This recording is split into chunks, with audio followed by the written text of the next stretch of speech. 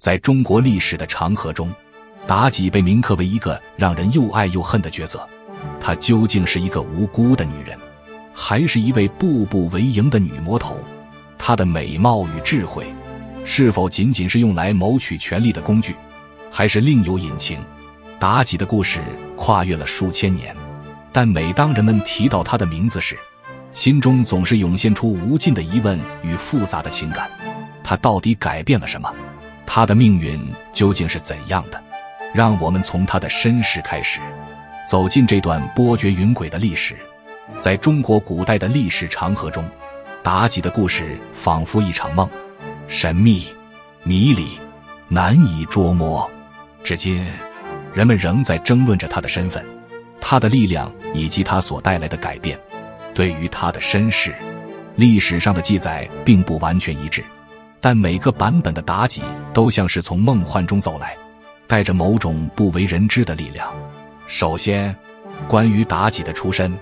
最普遍的说法是她来自商朝王室，是纣王的庶女。她出生在一个辉煌却注定衰落的家庭，历史并没有给出太多关于她早年的详细信息。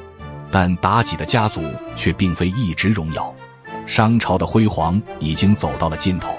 衰退的命运似乎在家族的血脉中悄然蔓延。妲己的父亲在商朝王朝的最后岁月里，已经没能掌握足够的权力与资源，这让妲己在少年时期就不得不面对家族衰败的现实，而这一切似乎成为了她踏入宫廷、改变自己命运的起点。在历史的碎片中，有个极为有趣的传说，妲己并不仅仅是一个普通的女子，甚至有说法称她与狐妖之间有着某种神秘的联系。或许正是这种奇异的背景，使得她的命运并不普通。她的美貌，她的聪明才智，再加上某种神秘的气息，最终使她成为了纣王不可忽视的存在。有人说，妲己的到来就像一阵风，吹散了商朝末期的腐朽，也吹进了纣王的宫殿，扰乱了整个国家的风云。如果说妲己的出生带有一丝宿命的色彩，那么她的成长无疑为她后来的辉煌与悲剧埋下了伏笔。自幼美丽的妲己便成为了许多传说中的焦点，无论是宫廷中还是百姓间，她的美貌与机智总是被口口相传。古代女性的美丽往往是她们最显著的资本，而妲己显然把这一点发挥到了极致。在那些流传下来的故事中，妲己不仅仅是美丽的象征，更是聪慧和手腕的代表。她懂得如何在复杂的宫廷斗争中周旋，懂得如何用美貌和智慧相结合的方式，轻而易举地打入纣王的心里，成为了宠妃。欢迎来到以莫说史，在这里我们将深入探讨中国古代历史有名的人物，解锁古人一生的奥秘。喜欢我的视频，别忘了订阅，一起踏上这段启发心灵的时光旅行。妲己与纣王的初次相遇并没有太多浪漫色彩，或许对于纣王而言，妲己最初不过是一个美丽的女子，但随着时间的推移，她的独特气质逐渐吸引了纣王的目光。妲己的美貌几乎是无法抗拒的魅力，有人说她的眼睛仿佛藏着无尽的诱惑，那柔弱的姿态，含情的目光，是纣王无法摆脱的梦魇。传言说，当她第一次出现在纣王面前时，纣王仿佛看到了世间最美的景象，心动得无法自拔。她的美丽在纣王眼中并非只是肤浅的容颜，而是带有某种无法言喻的魔力。她的温柔，她的智慧，她那丝不经意流露出的高贵气质，逐渐使得纣王陷入了深深的迷恋之中。然而，妲己并不是一个简单的女人，她深知自己美貌的力量，也清楚如何运用这一点。从她进入宫廷的那一天起，便开始精心策划自己的每一步。她的聪明与胆略，配合她的美貌，使她成为了宫中最具影响力的人物。历史没有给出太多她具体如何争宠的细节，但她毫无疑问通过智慧与巧妙的手段逐步站稳了脚跟。妲己的成功并非偶然，而是他能够利用自己的优势，与纣王之间逐渐形成了一种依赖关系。对于纣王来说，妲己不仅仅是一个宠妃，她的存在仿佛填补了他内心的某种空缺，给了他从未有过的满足感。而妲己借着纣王的宠爱，一步步攀升，甚至开始对商朝的政权产生了越来越深的影响。在她的身后，不仅是一个倾国倾城的女子形象，更是一个精于权谋、善于利用每一份资源的女人。从她的故事中，我们可以看到一个深刻的道理：在这个世界上，单凭美貌或许能够获得一时的宠爱，但真正能够改变命运的，是如何利用自己的优势，发挥智慧，掌控局势的能力。妲己的成功不仅仅在于她的外表，更在于她那种无所不操控的智慧与巧妙心机。妲己的早年或许并不被人看好，但她的机缘巧合与过人的能力，使她从一个普通的女子逐渐跻身权力的巅峰。而她与纣王之间的关系，更是将她推向了一个几乎无人能敌的位置。然而，正如每个伟大故事的起始，妲己的崛起不过是命运的一个小小转折，等待她的将是一个无法避免的巨大的转折点。当妲己进入纣王的生活时，商朝的命运仿佛开始走向了不可逆转的深渊。她的美貌深深吸引了纣王的目光，而她的心机与智慧也悄悄地改变了整个王朝的政治格局。起初，妲己不过是一个宫中的宠妃，但她凭借自己的聪明才智，很快就在纣王的心中占据了举足轻重的位置。有人说，妲己的美丽是她最大的武器，但她的聪明才智和精心布局的权谋，才是真正让她在权力的角逐中脱颖而出的关键。妲己的登场简直就像是打破了宫廷的一池死水，她的每一次微笑，每一个眼神，都似乎在向纣王展示着一个不一样的世界。随着她渐渐获得宠爱，纣王也开始逐渐依赖她的意见，甚至在很多决策中都开始听从她的建议。妲己不仅仅是个美丽的女人，她还用智慧巧妙地操控着纣王的行为，逐步将自己推向权力的巅峰。纣王一度沉溺于她的美貌中，而妲己则巧妙地通过这些宠爱，把自己的影响力扩展到了宫廷内外。她开始对朝廷的决策有了发言权，甚至在一些关键时刻，她的意见比纣王的意见更有分量。妲己的权力运作似乎从一开始就不简单，她不仅是纣王的宠妃，更是背后暗中操控权力的女人。她用柔情与手段，逐步将纣王掌控在自己手中。她通过对纣王的悉心照料，让纣王在她的掌控中不断堕落。妲己的每一个微小举动，似乎都暗示着她的聪明与心机，而纣王似乎越来越无法摆脱她的影响。她不仅逐渐在纣王的心中树立了无可替代的地位，还对朝臣们进行了残酷的打压。那些敢于反对她的臣子，往往在她的设计下落得个悲惨的下场。有时候，我们不得不问，妲己的美貌和智慧是否就是她唯一的武器？她的心机是否就成了她维持政权的唯一保障？答案并不简单。在纣王的暴政之下，妲己的过度奢华生活似乎成了宫廷生活的标志。她和纣王一起过上了荒淫无度、奢靡堕落的生活。历史上那座名为酒池肉林的宫殿，就是他们荒淫生活的象征。人们常常将妲己和纣王的堕落相提并论，似乎他不仅仅是纣王的帮凶，更是这个帝国沉沦的推手。妲己对纣王的影响力真的可以称得上是历史上的一大悲剧。他的每一个决策都带来了更多的奢华与暴政，也让国家的百姓更加痛苦不堪。然而，妲己的权力运作不仅仅局限于享乐，她更通过无情的打压，将朝中的反对者一一除去。那些敢于提出异议的臣子，往往会在妲己的安排下失势，甚至死于非命。妲己的智慧似乎不仅仅表现在宫廷斗争中，更体现在她如何通过操控纣王来压迫百姓，巩固自己的权力。她的美貌和智慧最终变成了她稳固政权的工具，而纣王的软弱与堕落也让他有了更大的空间来施展自己的手腕。在这个过程中，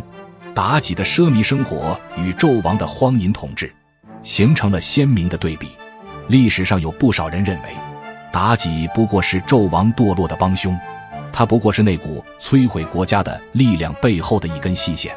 她与纣王一起纵容了极度奢华与残暴，最后的结果便是国家的动荡与百姓的疾苦。历史的教训是深刻的，而妲己与纣王的行为也正是那个时代的象征。他的贪欲与权谋不仅仅带来了自己和纣王的灭亡，也让商朝的最后时光陷入了永远无法挽回的崩塌。妲己的影响随着他权力的不断膨胀也变得越来越致命，他的恶政无疑加速了商朝的灭亡，人民的反抗情绪愈发激烈，而妲己的恶行也在不断升级。他的种种行为是否真如历史所描述的那样，是狐妖的作祟？他是否真的掌握了一种无法抗拒的力量？这些问题至今依然没有定论。但无论如何，妲己的行为和他的影响力已经无法被忽视，他的所作所为无疑成为了商朝灭亡的催化剂，也为后来的历史提供了无尽的反思与启发。当周武王起兵伐纣，妲己的命运也注定走向了尽头。纣王的失败几乎是不可避免的，而妲己的死亡最终成为了历史的审判。她的结局不仅仅是个人的悲剧，更是权力斗争中的一场牺牲。她是否应该为商朝的灭亡承担全部责任，还是说她不过是权力斗争中的一颗棋子？这个问题或许永远没有答案，但可以肯定的是，妲己的死不仅仅是她个人命运的终结，也是一个时代的结束。她的死是历史的正义审判吗？还是她在这场权力斗争中的牺牲？这仍然是个难解的谜。妲己，那个美丽的女子，那个权谋深沉的女人，最终也没能逃脱历史的审判，而她留下的不仅仅是一个充满争议的形象，更是一个充满警示的故事。妲己这个名字在人们的心中早已烙下了深深的印记，它不只是商朝灭亡的一个符号，它更成为了后世无数文艺作品中的妖妃形象。而这其中的原因不仅仅是她的美貌与权力，更是她在历史上那种充满争议的角色，成了社会文化乃至女性身份的象征。妲己几乎是所有历史传说中的妖妃典型，她的形象常常被描绘成一个心机深沉、蛇蝎心肠的女人。她的美丽与邪恶总是互相交织，令世人又爱又恨。从古代的文学作品到现代的戏剧、电影，妲己的形象几乎无处不在。她的美貌和智慧是她进入历史舞台的利器，而她背后的政治阴谋、权力斗争的操控，则让她的名字成为了坏女人的代名词。在京剧、评书等传统艺术形式中，妲己往往是以妖媚、残忍的形象出现，手段狠辣，令人毛骨悚然，几乎成为了诱惑与毁灭的代名词。这种对她的艺术化塑造，让她的形象在历史与文化的长河中更加深刻，同时也加深了她妖妃的文化符号。妲己的故事深刻影响了中国古代女性形象的塑造与批判。她不仅仅是权谋斗争的参与者，更是那个时代对女性角色的一种映射。她的形象在某种程度上是美丽的陷阱，通过外貌的迷惑与内心的狡诈，展现出女性如何在男性的世界里进行生存与掌控。她的故事被许多人解读为对女性的压迫与限制。她通过美貌获得权力，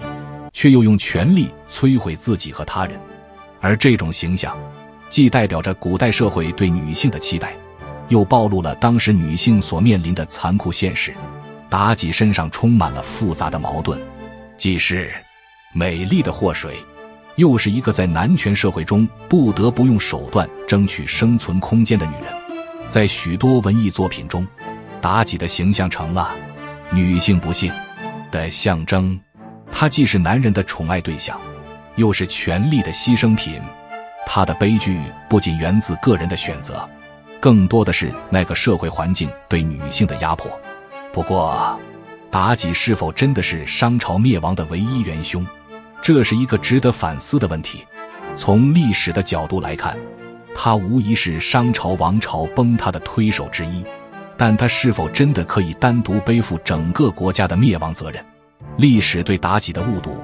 可能是极为片面的。在很多历史记载中，她被妖魔化为罪恶的象征，所有的灾难似乎都指向她。可我们不得不问，纣王的堕落难道完全是妲己的原因吗？如果没有其他政治、经济、文化上的因素，妲己如何能够独自摧毁整个国家？历史往往喜欢将一个时代的失败归咎于某一个人物，妲己可能只是那个被推上风口浪尖的代罪羔羊。她的堕落可能不仅仅是她个人的错误，背后涉及的是更广泛的社会、文化、政治环境的问题。妲己的形象是否被后世过度妖魔化了？她是悲剧人物，还是历史的推动者？这个问题的答案没有绝对的定论。历史总是在不同的视角下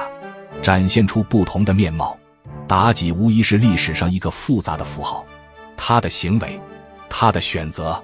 背后是深刻的社会与文化背景。她的故事告诉我们，不论在什么时代，一个女人的命运往往与她所在的社会、政治环境息息相关。妲己的悲剧或许不仅仅是因为她个人的选择，而是那个时代对女性的压迫与对权力的疯狂追逐所造成的结果。从某种意义上说，妲己的历史影响不仅仅是一个人物的悲剧，它更反映了一个时代的无奈与悲伤。它是那个时代文化的产物，也是那个社会对女性角色的极端塑造。而她的故事始终提醒着我们，权力、欲望与历史的推动力在许多时候是交织在一起的。任何一个个人的命运都无法脱离宏大的历史背景去看待。妲己的名字或许永远无法摆脱妖妃这个标签，但我们也可以从她的故事中看到更多的启发与反思。历史总是由无数个复杂的因素共同交织成的，而每一个历史人物都是时代赋予的镜像。她的悲剧不只是她个人的选择，也是整个时代无法回避的痛苦与错误。